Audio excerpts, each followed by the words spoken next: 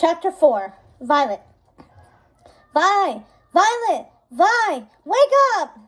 Violet opened her eyes slowly. For a brief, shining moment, she forgot what day it was and why Dash was standing over her. Then she remembered. She peered at his blue eyes and his pale face dotted with freckles. It was so close to her own, she was sure they'd bump noses. Her brother smelt like marshmallows, which meant he'd found the sugary cereal. In the distance, she could hear Jack babbling and the sounds of the TV. Look what I found in Mom and Dad's room! Dash hopped up on her bed, buffed out his tiny chest, and placed his hands on his hips, showing off a red unitard. It had a giant black circle in the middle of the chest, with a gold lowercase letter I on it, which looked strange because usually the I in its own was capitalized. It had all the markings of a supersuit. Fits like a glove, Dash said. You've got one too, so does Jack. What were you doing in Mom and Dad's room? Violet sat up fast and Dash lost his balance, tumbling off the bed. Mom was packing and I saw the suit on her bed. I asked her about it over and over again, but she got mad and told me to leave the room, he grinned. But then the phone rang and Mom asked someone about borrowing a plane. I swiped these when she wasn't looking. He raised one eyebrow. She had no clue. Dash was wrong. Mom knew everything, but she didn't take the suits away from him, so she must have been in a real hurry. What was she doing packing super suits anyway? And why would she have made ones for the rest of the family? This didn't make sense. Violet was too tired to process it. Where's Mom now? She said with a yawn. She left. She said you were babysitting all day and to listen to you. Dash climbed back on the bed and frowned. It's not fair. Why do you get to be in charge? The argument with her mom from the night before came roaring back as the fog of sleep lifted. After Mom had said she was still grounded, Violet had stormed out of the car and gone right to her room. When her mom came by later to say goodnight, Violet had pretended to be asleep. She knew it was babyish, but she was still mad at Mom for spying on her. Technically, her powers were Mom and Dad's fault, but now that she thought back on giving Mom the silent treatment, she felt kind of bad. Mom left? Without saying goodbye? Yep. Dash started to bounce on the bed again, his blonde hair flying up and down. She said to tell you she left you a note in Dad's office, and I wasn't allowed in there. I don't care what time Mom wrote bedtime is. If she's not home early, I'm staying up later than I ever have before on a Saturday. Violet hurried out of bed, adjusting her pajama bottoms, which had risen up to her knees overnight. You have to listen to me. I'm sure Mom told you that. Dash kept bouncing. Maybe, but she didn't say what I had to wear today, so I'm wearing this. You've got one too. He held an identical red unitard in his right hand. I put Jack in his. Wasn't easy. He bounced higher, the springs on Violet's twin-sized bed groaning. He doesn't like anything going over his head, but his nappy was so stinky I had to change him. Dash pointed a finger at her. You're doing the next one. Violet swiped the unitard from her brother, and it disappeared the second it touched her hand. How did it do that? Dash stopped bouncing and stared at her hand. That is so cool! Violet tapped the air where the unitard should be with her other hand, and it reappeared. So the suit could disappear just like she could. It had clearly been made for her, but why? It didn't look like Dad's classic blue uniform or Mom's white one. Why did Mom have these? Mom, Violet thought, what are you hiding about this trip? Dash tapped his own chest. Aw, why won't mine disappear? From downstairs, Violet heard a high-pitched squeal and the sound of a dish getting thrown onto the floor. What was on Jack's plate? Dash paled. Spinach? I couldn't find anything else. Violet groaned, grabbed her suit, and headed downstairs to check on the baby. She had to hand it to Dash. He'd moved the baby's high chair from the kitchen into the living room and plopped him in front of cartoons. Jack let out a high-pitched screech at the sight of her, banging his hands on his high chair tray. Violet sighed. Between his pale, bald little head with a short spike of blonde hair and his big blue eyes, it was hard to resist Jack, even when he was being a terror. An overturned bowl of spinach covered a patch of the living room rug. She really hoped spinach washed out. Take those suits off and put them back where you found them, she called to her brother. And you're cleaning up this mess. I'm not, Dash grumbled. Violet shook her head and walked past him into the kitchen, which was already a disaster. Cereal bowls, spoons, and spilled cereal and milk covered the table. The tap was dripping, and Dash had left the milk out on the work top. Violet sighed and put it in the fridge, leaving the rest of the dishes for a moment to check the wall phone. Was it working? If it was, why hadn't Kari called to yell at her yet? Violet picked it up and heard the dial tone. It was working. Maybe Kari was still sleeping, or she was mad. She tried her friend later after she figured out what to do with Dash and Jack Jack. Violet paused at the living room window. Outside, the sky was blue with a smattering of clouds. One of their neighbors was mowing his lawn, while two of Dash's friends were playing catch in the middle of the street. A tricycle bell chimed, and Violet watched kids ride by the house. It was clearly nice enough to get outside. Maybe she could take her brothers to the park and then stop by Kari's. Was she allowed to leave the house? Her mom hadn't said either way.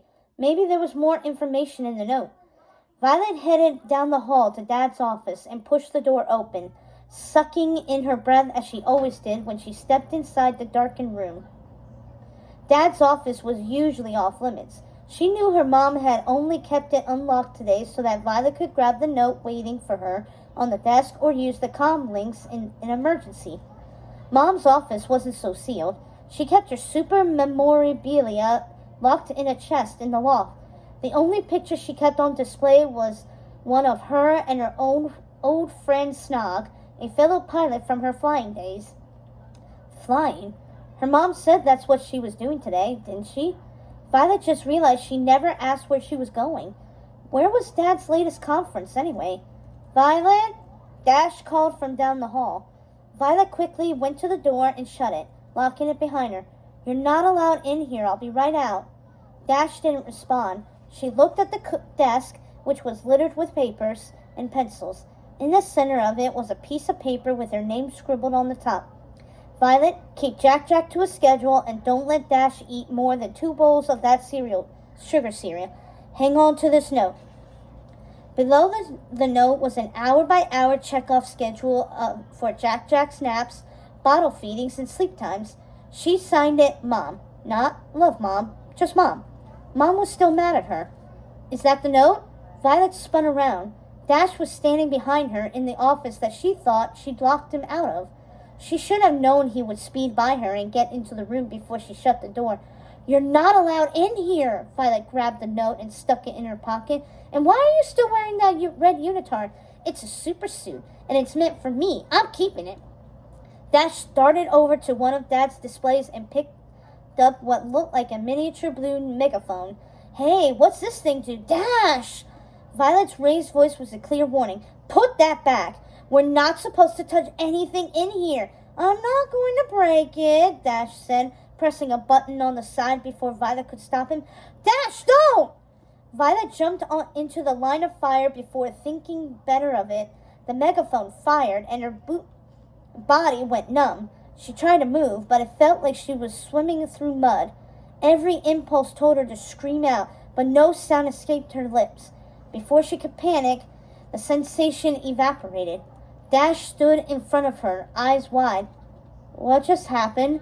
Violet demanded, shaking out her limbs, which felt tingly. You froze. Dash crowded, sounding excited.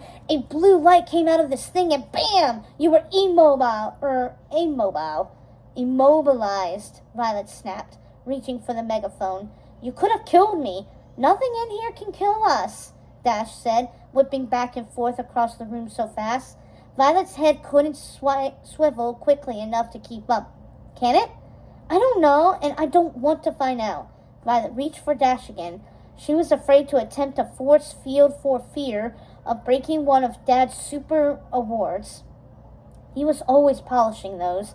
Ooh! Dash was on the opposite side of the room again. He held up a tiny yellow button with a happy face on it. What's this do? The button looked a lot like the peace pin Violet had found on her jacket the day before. Why had it come from a box on display that had the word warning on it? Don't touch that, she said. And once again, Dash did the opposite. A red light beamed out of the button, projecting onto one of Dad's beloved Super of the Year trophies. 2 seconds later, the trophy shrunk to the size of a penny. It's a shrink ray! Dash picked the trophy up. Now it's smaller than your old dollhouse furniture. Violet groaned. Dad is going to kill me. I think that was his favorite award. Dash dropped the tiny trophy, smaller than her thumbnail, into Violet's palm, then took it back. Maybe if I press it again, it will get bigger, Dash said, placing it back on the ground. Don't press it again, Violet cried, but it was too late. The ray was shooting out at the trophy and poof!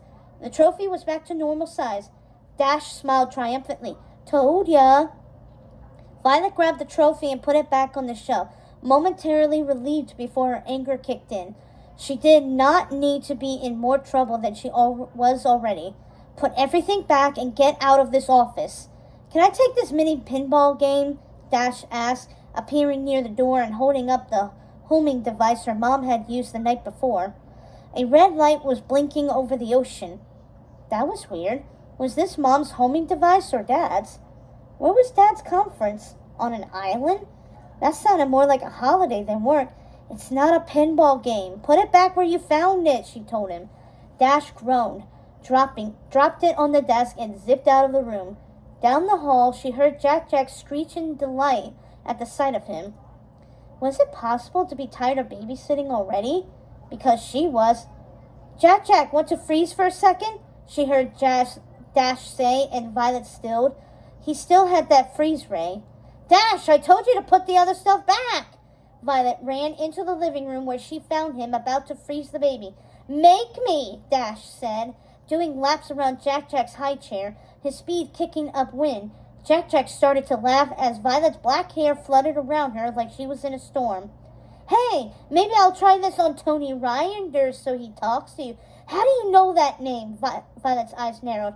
Have you been listening in my calls to Kari? Dash? Dash ran faster as Jack laughed harder, spitting bubbles. What if the little pain in the neck teased her about Tony in public, and someone overheard, and news of her crush got back to Tony? Violet's heart tightened. Give me that freeze ray! She shouted, her anger mounting. Her whole body started to overheat. Before she knew what she was doing, she lunged toward him, trying to grab the back of his shirt. Miss, Dash said, laughing. Would Kari have to deal with this if she were babysitting normal kids? No, Violet had wanted an easy Saturday. Instead, Dash was creating a hurricane and threatening to shrink the baby. Being super was so unfair. Violet felt her breath growing shallow, her face and hands warm, and her body tingle as she reached out her hand in front of her. An invisible barrier shot out, its hazy, purple edges barely visible as a force field as large as their dining room table appeared, powerful enough to knock Dash off his feet. Violet stood back in awe. Whoa, she'd never created a force field so large before. Hey, Dash said, rubbing his side as he sat up and glared at her. No force fields! Jack laughed harder, banging his forehead on the tray table and getting himself covered in spinach. He was going to need a bath. It's your own fault, Violet told him. You know you're not supposed to use your powers when Mom and Dad aren't home. Neither are you, Dash pointed out. Violet sighed. It was going to be a long day.